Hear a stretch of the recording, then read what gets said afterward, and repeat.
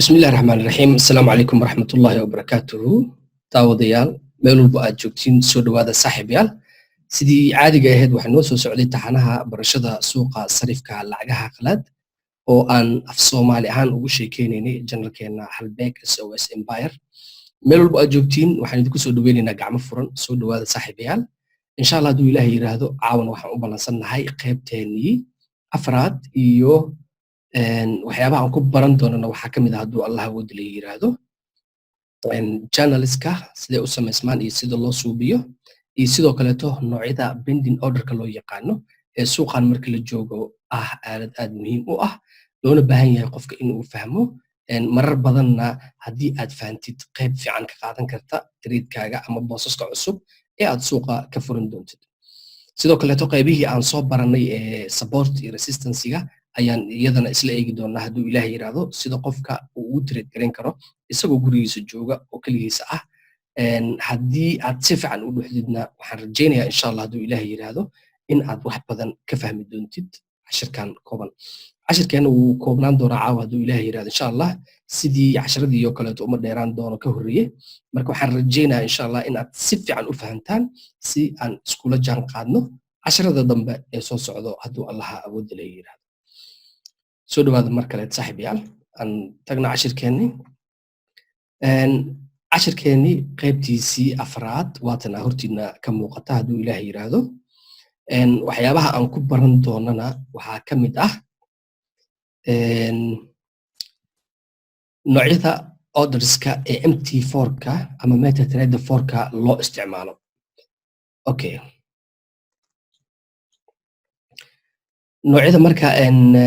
MT4-ka orderada la isticmaalo magacooda guud waxaa loo yaqaanaa bending order waxay usii kala baxaan sell limit buy limit buy stop iyo sell stop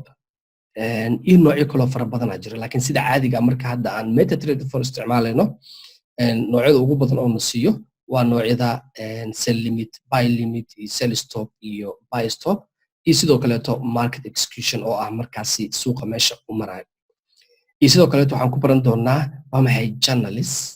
suuqan sida caadiga ah waxaa badanaa loo analyze gareeyaa si farsamo gacan ahaan farsamada gacantana waxaa u baahan tahay in aad fahantid waxyaabaha uu ka midka yahay channelka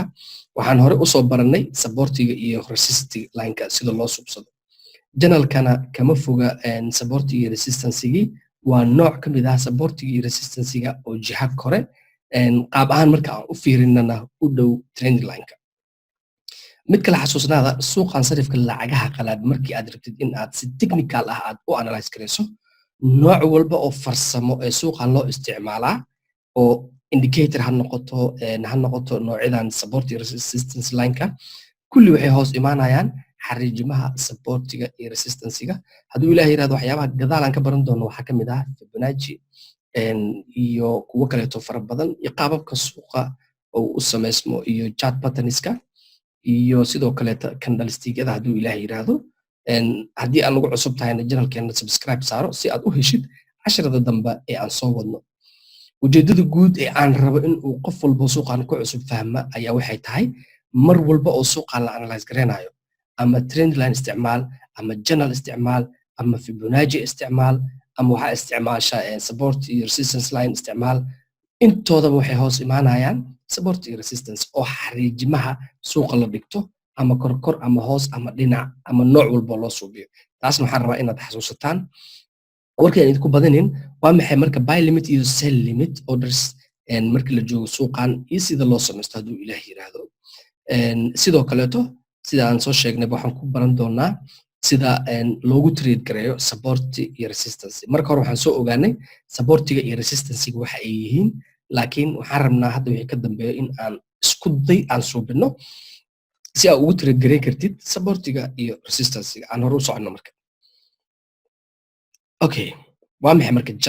journalistka suuqan sarifka lacagaha qalaad marka la joogo waxyaabaha badanaa soo noqnoqdo ayuu ka mid yahay haddii aan si dulmar aan idinkugu suubiyo channelada waxay u kala baxaan 3 nooc oo muxuu ahaa sheeg caan ah waxaa jira marka 3 nooc oo journalist ah kuwaas oo aan kula wadaagi doono qoraalkan hoose. Nooca koowaad waxaa loo yaqaanaa ascending channel oo ah higher highs and higher lows. Nooca labaadna waxaa loo yaqaanaa sidoo kaleeto descending channel oo ka bilaabanaya lower highs and lower lows. iyo nooca saddexaad oo asna loo yaqaano horizontal channel oo ah ranging. hore ayaan ugu soo sheekeynaa u malaynaa waxaa xasuustiin kelimadaas rangingka. inta badanna suuqa waa ay ka dhexdhacdaa markii la joogo sarifka lacagaha qalaad iyo suuqyada kaleetaba ee stock ah. laakiin anaga waxa aan ka hadlaynaa waa suuqa sarifka lacagaha qalaad. okay, marka haddii aan ku bilaawno nooca koowaad ee ascending channelka oo ah higher highs and higher lows, sida hortiina ka muuqata waxaan idin soo qaaday shumacyo ay dul saaran yihiin xariijimankii. xariijinta marka noocan ah ee hortiina ka muuqata waxa ay shabahdaa qaab ahaan trendlinekii aan hore usoo aragnay. trendlinkana waxa keliya loo samayn jiray qaab hal dhinac ah oo ah suuqa inaa hoos kasoo bilaawdo kor u jeedid ama inaa kor kasoo bilaawdo hoos a usoo jeedid, laakiin dhinaceeda kale wax haddaba haba yaraatee xariijin ah ma u isticmaalin. channelka marka waa labada dhinac, waxaa la rabaa labada xariijim ee dhinacyada ka kala marayaan in ay shumacyada u dhexeeyaan ama kandhalada suuqa ay u dhexeeyaan. tusaale hadda inta aan kasoo qaatay waa up channel oo kor u socda oo noqonaya ascending channel. nooca labaad ee down channelka waa descending channel, iyo nooca saddexaad ee ugu dambeeya haddaa qaybtan ka fiirisid sidewayska waa horizontal channel ama ranging, qaab suuq isla siman ah hadduu ilaah yiraahdo. waxaan samaynaynaa marka si aan wax uga fahanno, waxaan tegaynaa marka hore trading viewga si wixii markaasi aan theory ahaan ugu sheegayno qofka uu u fahmo si farsamo ahaan. okay, trading viewga markaan tagno hadda waxa uu noo joogaa dahabka. waxaan tegaynaa tusaale dollarka iyo yuurada. dollarka iyo yuurada markaad tagtid iga qaad waxaan hore meesha igu saaran sawirka. dollarkii iyo yuurada yaa joogtaa. waxaa rabtaa marka in aad samaysato channel si aa u ogaatid suuqan xaaladda uu ku sugan yahay. okay, marka hore soo gaabso ama soo yareyso shumacyadaada, kadibna si toosan oo qurux badan u samayso. waxaadna samayn kartaa waxaad tegaysaa qaybtaasi gacantaada bidix ee qoraalada ay kugu diyaarsan yihiin ama ay ku yaalaan haddii aadan haysanin. aan dhahay qaybtan labaad ee xariijinta dheer waxaa loo yaqaanaa marka parallel channel. noocan parallel channelka aniga already inta ayuu igu diyaarsan yahay, laakiin si qofka uu u diyaarsanan uu u fahmo meeshaas ayaad tegaysaa. kadib waxaad soo dooranaysaa parallel channel. parallel channelka marka aad soo dooratid kadib waxaad imaanaysaa suuqii downtrend ahay ama suuq uptrend ah. okay, kadib waxaan samaynaynaa markaan saa usoo dhaweysano meeshaasi ugu sareysa ayaad hal mar click siinaysaa, waa la soo jiidaysaa kadibna saa markaad u samaysato hoos ayaad u jiidaysaa. marka ujeedana umaleyna hadda si qurux badan ayuu noogu suubsamay channelkeena. waa labadii xariijin ee aan sida caadiga usoo samaysan jirnay supportiga iyo resistancega oo loo suubiyey qaab channel ah, iskuna kaa xiraysa qaybta kore ee suuqa iyo qaybta hoose ee suuqa. tusaalahan marka haddii aan soo dhaweysano waxaa ka arki kartaa meeshan in suuqa uu kasoo bilowday qaybtaas kore ee channelka, kadib la keenay hoos oo ah suuq sel ahay, kadibna kor loo celiyey. inta badan marka waxay ugu badneed suuqan kama dhex bixin areadan channelka ah, hal mar oo keliya ayuu isku dayey, kadibna waxa uuna siiyey bullback oo false ah. suuqana waa uu soo noqday. okay, soo noqoshadii suuqa meelaha laga celceliyay marka meelahan hadda adiga xariijinta ay ku taalo waxay ku noqonaysaa areada channelka ama supportigaagii iyo resistancegaagii ayay ku kala noqonayaan kor iyo hoos marka aad fiirisid. laakiin sida loo suubsado waxaan rajeynayaa inaad ila fahanteen. noocan hadda fiiri qaab ahaan suuqa waxa uu soo jabsaday channelkii, kadibna waxa uu aaday jiha kore, laakiin kuma soo laabanin areadii channelka. maadaama aan sii jiidi karno si haddii aan u ogaano xaaladda. okay, saas markaa usii jiidda marka waxaa noo soo baxaa in channelkii uu isku bedelay area support ah oo markii areas la soo gaaray channelka uu shumacaasi kor u laabtay ee suuqaasi buy loo celiyay inkastoo maanta hadda marka aan duubayo suuqan ay tahay maalin isniin ah suuqa xamaasad fara badan ay ka jirin wax walbana ay si degan ay u socdaan oo dhaqdhaqaaq badan abeeraatee ma jiro laakiin maalmaha kaleeta ee talaadada arbacada iyo khamiista way ka xamaasad badan tahay suuqa marka la joogo okay qaabka loo sawirta channelka waa qaab noocaas ah waana xariijimihii lagu ilaashinayo suuqa laguna ogaanayay jihada suuqa oo u socdo ma jiha kor ahaa mise waa jiha dhexe ama isla siman ama jiha hoose noocan hadda aan sawiranay waxaa loo yaqaanaa ascending channel oo ah suuq downtrend and a descending channel oo ah nooc downtrend ama suuq hoos u socda okay waxaan tegaynaa markaa cashirkeennii ayaan ku laabanaynaa si aan u fahanno xaaladda markaasi iyo cashiradii meelihii kaleeta noo dhinay okay channelkii markaa soo fahanno marka maxaa noogu xigo sida loo isticmaalo MetaTrader 4 MetaTrader 4ka waxaan ka diyaariyey hadduu ilaah yiraahdo waa ka gudbaynaa waxaan ka diyaariyey cashir dhan oo keligiisa ka sheekeynayo sida loola soo dego iyo sida loo isticmaalo iyo marka aad rabtid inaad akoon demo furtid waxyaabaha aad samayn lahayd fadlan videoyada ku jiro channelka dib ugu laabo soo raadi qaybta ay ku qoran tahay MetaTrader 4 ama waxaan kuu dhigaa qaybta hoose ee shaashadda ee descriptionka adigoo halkaasi kaga dhufan kara hadduu ilaah yiraahdo aan kaga gudubno marka meeshaasi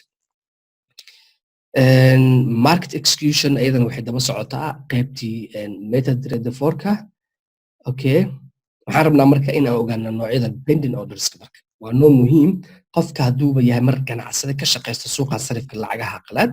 waxa uu u baahan yahay wax walba oo ku saabsan suuqan iyo waxay saameyn kara iyo wixii markaas la rabo uu ogaado in uu ka helo macluumaad ku filan waxaa jira marka noocyada loo yaqaano pending orderska oo u kala baxaan ilaa 4-3 noocyo marka la joogo MetaTrader 4 brokerada kale iyo platformyada kale marka la joogana waa ay ka badan tahay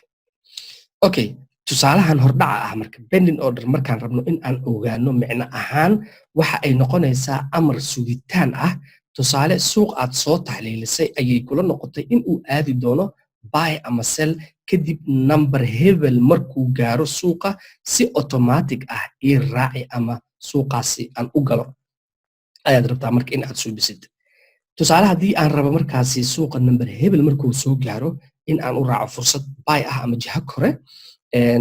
inta uu ka gaarayo numberkaasna waxaa laga yaabaa in aanan shaashadda hor fadhinin ama aan ka mashquulo ama salaada waqtigeeda la gaaro oo aan salaad sii tukanayo ama balan aan meel ka leeyahay marka MetaTrader 4ka wuxuu ku fiican yahay wuxuu leeyahay pending orderska noocyadan hadda aan idin la wadaagi doono hadduu ilaahay yiraahdo si marka qofka uu u sii gashto numberkii isagoo hawshiisii kale iyo barnaamijkiisii iyo barnaamijyadiisii kala watana uu si automatic trade-kii isugu furo okay noocyada marka tusaalahan hordhacaan soo qaatay pending order buy ah marka aad inaad gashid marka labadaadii xariijin ee supportigii iyo resistancegii ayaa inta kugu diyaarsan haddii suuqa marka uu jabsado areadii kore ee resistancega ku ahayd ee uu ku soo laabto ama ogtahay haddii mar areadan la soo dhaafa in suuqan uu buy aadi doono waxa u baahan tahay marka xariijintaasi marka la taagan yahay numberka ku aadan marka la joogo trading viewga in aad numberkaasi soo qaadato si aad u geliso MetaTrader 4kaaga waa isla sidaas oo kale cagsiga markii suuq buy ah u socotid selkana isla sidii oo kaleeto ayaad suubin doontaa okay buy limit aan ku bilaawno marka noocan loo yaqaano buy limit orderka iyo sell limitka oo isdaba socdaan sell limit marka waa suuq buy ku soo socday oo yimid meel resistance ah si aad hoos ugu raacdid waa inaad sell limit u sii gashaa warkaas si fiican inaad u fahantiin rajayna suuqa waa suuq buy ku soo socday jiha kore ah oo ku yimid area resistance ah kadibna suuqii aad u taxliilisay in uu noqon doono oo hoos u noqon doono waxaan rabtaa marka in aad suuqaasi sell u raacdid kadibna waxaad samaynaysaa sell limitka numberka kuugu aadan resistance lineka ayaad soo qaadanaysaa MetaTrader 4kaaga ayaad tegaysaa kadib waxaad dooranaya qaybta sell limit numberkii uu markaasi qorshahaaga ahaa ayaad ku qoraysaa labada kaleete kuu soo hartay ee take profitka iyo stop losskana waa kasoo sheekeyna iyadana sidoo kaleeto oo marka aad suuqa diyaarsatid ayaad nambarada aad kasoo heshid trading viewga ayaad gelin doontaa hadduu ilaah yiraahdo. isla sidoo kale marka buy limit iyadana waa cagsiga tii hore aan hadda kasoo sheekeynay. suuq ku soo socday sell kuna yimid meel support ah ayaad buy limit u raaci kartaa.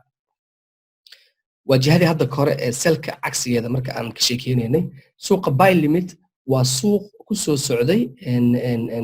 sell u soo daadinaya qaybta hoose ama suuq hoose ah ku yimid jihada support line-kaaga xariijintaada aad dhigatay ku yimid. waxaa marka taxliilintaada ay hoos imaatay in suuqaasi dib loo celin doono oo uu buy noqon doono. kadibna waxaad samaynaysaa marka numberka kuugu aadad support line-kaaga ayaad soo qaadanaysaa, MetaTrader 4-kaaga ayaad imaanaysaa, kadibna waxaad soo dooranaysaa buy limit, waxaadna u raacaysaa suuqaasi fursad kor ah. okay,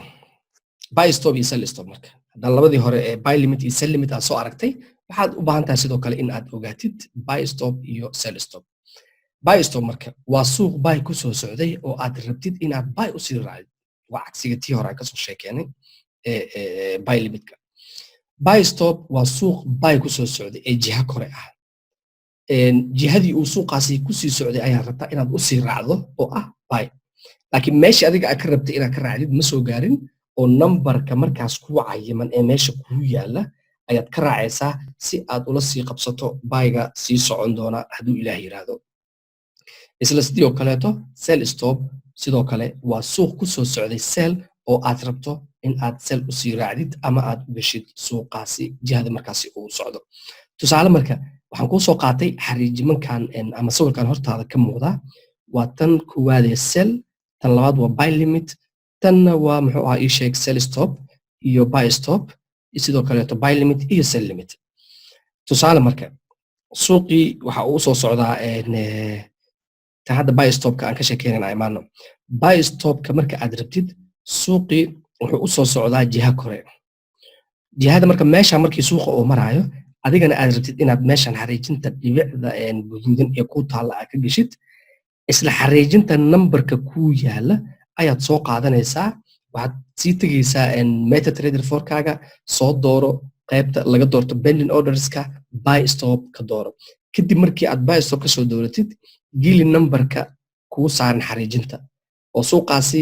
isaga tag, danahaada iyo howlahaada kale ka raaco. automatic asaga ayaa u qaadanaya markii uu soo gaaro areadaasi, kuna furi doono orderkaas ama tradekaas si automatic ah adigoo suuqa ka maqan.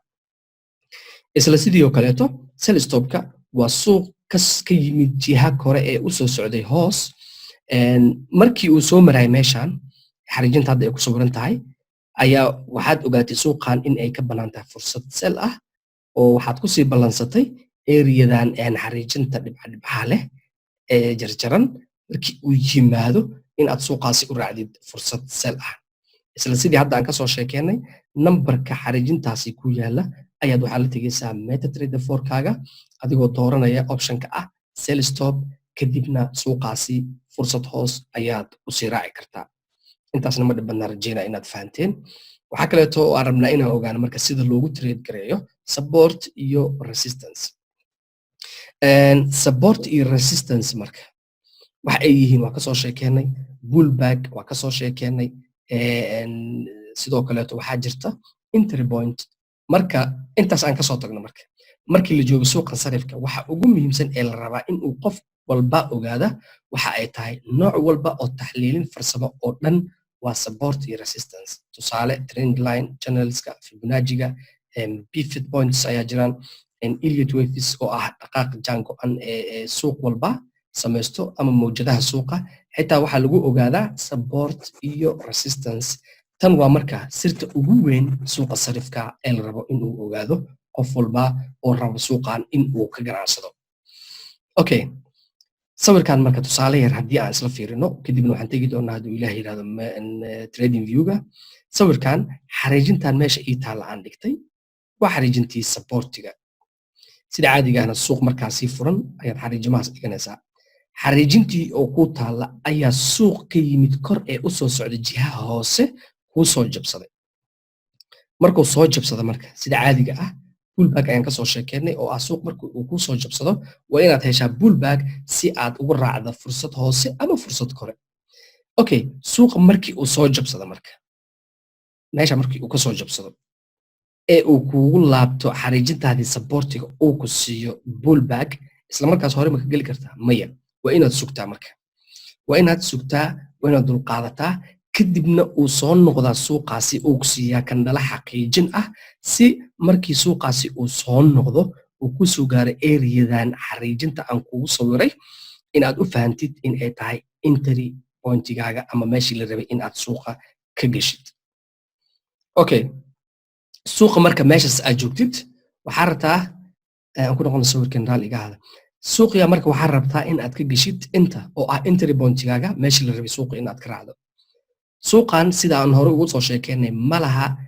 hubanti 100% ah ama ma jirto fursadii markaasi kuu muuqataa kuma siinayso hubanti ah 100% in aad ku guuleysan doontid positionkaas cusub ama booskaasi aad furtay. waxaa lagu yiri marka waxaa imaan karta sidoo kaleeta khasaare oo suuqan waxaa loo suugiyey stop loss iyo take profit. khasaaraha imaan karta marka haddii suuqii soo daato uu ku siiyo pullback ee supportigaaga ah kadibna soo daata ee aad heshid kandhaladii kuu xaqiijin lahaa in suuqaasi jiha hoose loo sii wadi doono marka aad sugtid area markuu kuu soo gaaro ee aad suuqi u raacdid hoos jiha sell ah waxaad u baahan tahay marka take profitka aad samaysanaysid iyo stop losska in aad nambarada kala ogaatid marka. Okay, stop losska ugu muhiimsan sababtoo ah faa'iidada mar walba waa faa'iido oo waxba dhib ha yaraatee kuma geysanayso laakiin waxa dhibta ugu weyn ama jugta ugu weyn ka soo gaari kartaa waa tan khasaaraha ah. haddii marka suuqan eriyadan markii uu joogo aad ka geshid si khasaarahaada uu u koobnaado waa in xariijinta supportiga korkeeda meel u jirto wax yar aad dhigataa stop losskaaga sababtoo ah suuqan qof gacanta ku haysa ma laha qof ku dhehaysa meeshaas geli meeshaas yeelna ma lahan qofka markaasi suuqa taxliilinaya ee hor fadhiya ayaa mas'uulka ah adiga ayayna kaa go'daa meesha aad nambarada kala gashan lahayd. keliya marka anaga waxa aan kula wadaagayna waxa ay tahay aqoontii suuqa iyo waxyaabaha ka dhalan karo si aad uga feejignaatid dhibaatooyin markaasi laga baaqsan karay ama laga joogi karay. Okay, waxaan isla fahnay marka haddii suuq support iyo resistance eriyooyinka loo yaqaano uu ku yimaado aad u raaci lahayd ama meelaha ugu muhiimsan ee aad ka geli lahayd entry pointiga markaa fahantid isla sidoo kale waxaad fahantay stop losska meesha aad dhigan lahayd meel aan wax badan ka fogeen eriyadii uu suuqa markaasi soo jabsaday ee uu kasoo daatay kadibna uu kaa siiyey pullback kadibna aad heshay kandhaladii xaqiijinta ahaa inaad suuqaasi fursad hoose u sii raacdo. Okay, tanna marka waa isla sidii oo kale cagsiga marka qaabkan trend line oo resistance ah taas kore waxay ahayd support caadi toosan trend line resistance ah markii suuqa uu yahay suuq hoos ka yimid ee u socda jiha kore markii uu kugu yimaado marka xariijintaadii ii sheeg resistancega ahayd waxaad sugaysaa inuu ka soo noqdo xariijintii uu ku siiyo pullback. haddii marka suuqan aad rabtid in aad u raacdid jiha hoose oo sell ah aad u raacdid sidii aan kasoo sheekeynay si la mid ah mar walba iyo waqti walba iyo nooc walba oo aad ku trade garaynaysid xitaa ha noqdo Fibonacci-ga ha noqdo pivot pointska ha noqdaan waxyaabaha kaleeto ee suuqa lagu analyze karay ha noqdaan mar walba waxaa lagaa rabaa inaad isku daydid xariijintaada resistancega ama supportiga markaasi aad joogtid meesha uu ku yaalo meel wax yar u jirta in aad stop losskaada dhigato si khasaare markaasi laga baaqsan karay aadan ugu gelin oo aadan u khasaarinin lacag fara badan adoo markaasi ka baaqsan kara. Okay, tusaalaha aan kasoo sheekeynayna marka waxaan sameynaynaa hal mar si dulmar yar ah aan tagno trading viewgii ayaan nimid waa kana janalkii aan soo samaysanay. Okay, janalkan marka iga qaad tusaale yar ayaan rabaa in aan inta ka fiiriyo halkan ayaa waxaa ii yaala calaamad support ah ayaa halkan ii taala supportigii markii aan helay suuq ayaa ii soo jabsada marka sida caadiga hadda halkan aad ugu jeedid suuqa markii uu soo jabsada marka ee uu fursad hoose isiiyey maxaa dhacday bullbagii waxa uu ka kormaray xariijintii anigii aan ugu talagalay in uu ku dhaco kadibna uu ka soo noqdo ma galayo oo waa sugayaa isla markii sidii oo kale marka suuqa waa uu soo jabsaday si fiican u fiiri suuqa waa uu soo jabsaday mar labaad kandhaladii uu isii marka waa kana kandhaladii aniga aan rabay ee xaqiijinta ahaa marka waxaa ii noqonaya shumacan guduudan ee casaanka ah shumacan guduudan ee casaanka ah ayaan rabaa marka in aan u raaco fursad hoose oo sel ah waxaan soo qaadanaya marka tuulkii selka halkan ayaan soo dhiganayaa oo suuqan waxaan rabaa fursad sel ah in aan u raaco okay waxaan ka soo sheekeynay marka mar walba oo suuqa aragtid inaad hoos u raacdid ama kor aa u raacdid meel alla meesha markaasi ama support ha ahaato ama resistance ha ahaato uu ku joogo markaasi suuqa meel u jirto wax yar ka dhigo mar walba stop losskaaga oo ha ka badinin okay stop losskii inta ayaan dhigtay oo 19 bib oo khasaare ah iyo muxuu ahaa ii sheeg 44 bib oo faa'iido ah haddii marka suuqan hoose u socday ama jiha hoose u socday ay dhacdo in uu ila soo noqdo oo jiha kore aado meeshaas markii ay suuqa uu marayo si automatic ah ayaan igaga saar u dhahay oo sababtoo ah 19 bib wax ka badan oo khasaare ah ma ogoli ama ma rabo go'aankana saa hore usoo sheegnay adiga ayay kaa go'daa mar walba qofka khasaarihiisa xadidi kara ama mas-uuliyadda ay ka saaran tahay waa adiga in aad saas u fahantid okay qaabkaasi ayaad u samaynaysaa qaabka baygana waa isla sidii oo kaleeto oo mar walba xariijintaada support line ama resistance lineka ha ka fogeenin stop losskaaga intaasna waxaan rajeynaa inaad fahanteen oo ay tahay wax aad iyo aad iyo aad u fudud oo aan u dhib badnayn okay suuqan xaqiiqdii ma dhib badna suuqa sarifka waa suuq aad u fudud laakiin u baahan keliya maskax degan iyo indho furan oo wax lagu fahmi karo si markaasi xaaladda suuqa iyo sida ay wax u socdaan aad u akhrisidna waxaad u baahan tahay bilowgaaga hore in aad qaladaad suubisid si qaladaadkaaga ay kuugu noqdaan qayb ka mid ah aqoontaada ama wixii beri suuqa kaa celin lahaay haddii aad khasaaro ama dhibaato weyn wax aad kala kulmi lahayd si aad u fahantid dhibaatooyinkii ama qaladaadkii hore aad u soo martay okay qaybteennii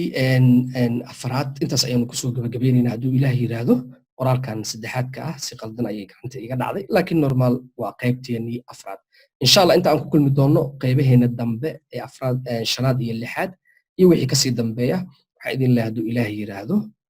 dhib walba guul laguma gaaro laakiin guul walba waxa lagu gaaraa dhib insha allah idinkan waxaa idin rajeynaa inaad suuqan wax badan ka fahantaan guul walbana waxa ka horeeya ayaa waxay tahay isku day marka inaad isku daydaan haddii waxyaabo qaar kugu adkaadeen fadlan nagula wadaag qaybta hoose ee commentiga ah adigoo kusoo biiraya channelka aan suubinay ee telegramka halbeeg SOS waxaan idin rajeynayaa nabad iyo naxariis hadduu ilaahay yidhaahdo kulan dambe iyo cashirkeenna xiga inta aanu ka kulmeyno waxaan idinkaga tegaynaa sidaas iyo nabadgelyo asalaamu calaykum waraxmatullaahi wabarakaatu